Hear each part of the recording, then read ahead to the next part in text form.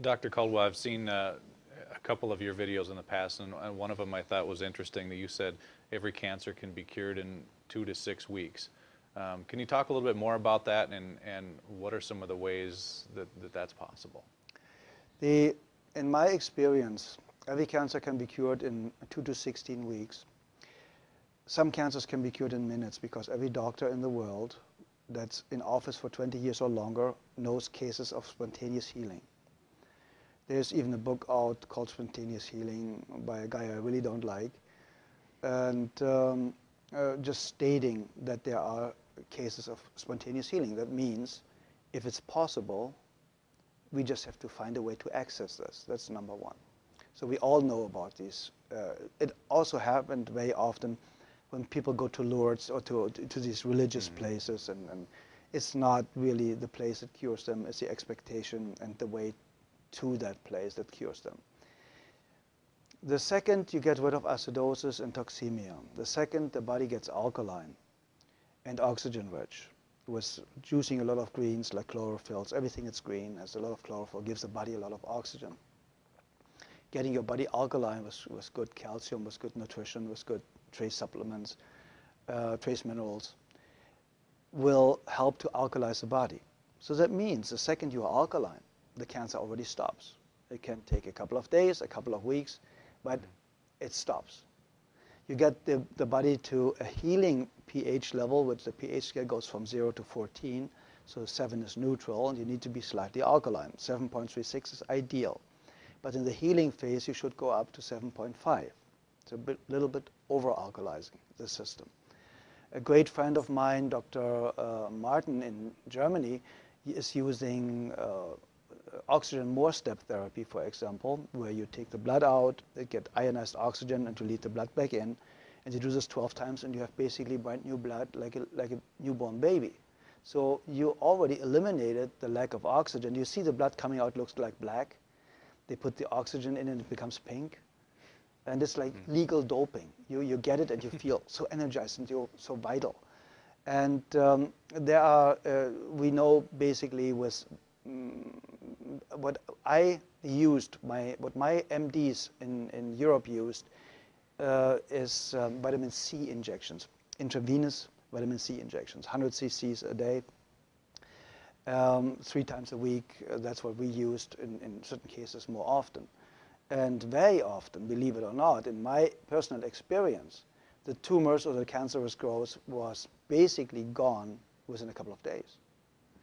And because vitamin C is so powerful and one of the greatest healers out there, you can fix nearly every heart problem, cardiovascular problem with vitamin C. They want to take it off the market. So it's going to become a prescription medication, and then it's synthetic and will not work anymore, like vitamin E.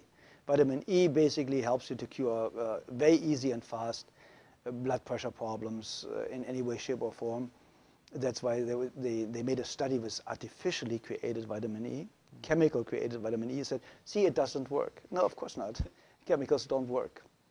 Nature works. If nature creates a problem, nature creates a solution.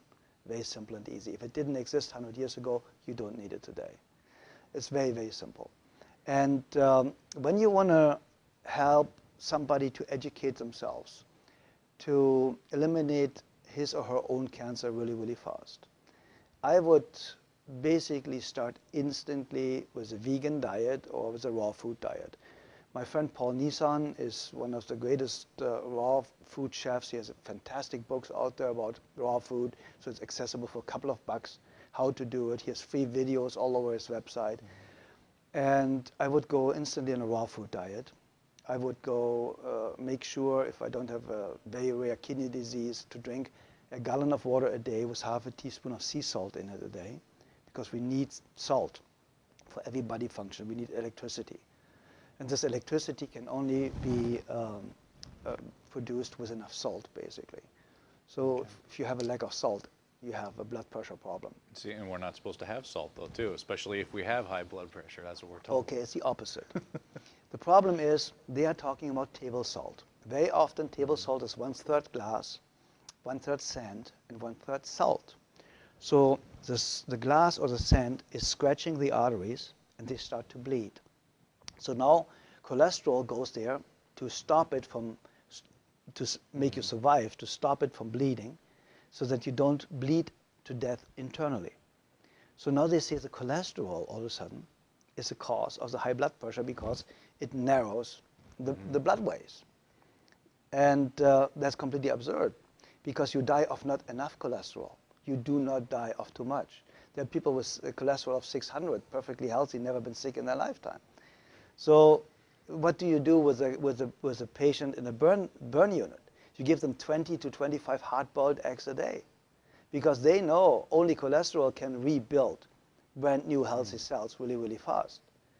Nearly 87% of a cell is built from cholesterol. So where does the new cell potential or foundation come from if you have a lack of cholesterol? Everybody should have at least 250 combined cholesterol. And then they tell you LDL and HDL are good and bad cholesterols. It's not even cholesterol. It's a protein that transports cholesterol. So they are too stupid to even narrow it down the right way. So if you look at the facts and if you look what they know and what they don't know, you know that Dr. Gary Null stated it, and a lot of other people, the medical profession, the medical doctor statistically has the shortest lifespan of 56 years of age, the highest abuse rate of alcohol and drugs, the highest suicide rate, only the psychiatrist is higher. And so you go to somebody that has the lowest lifespan, highest suicide rate, highest drug abuse rate, to ask them how to have a healthy, happy, long life. I think we should rethink our way of thinking.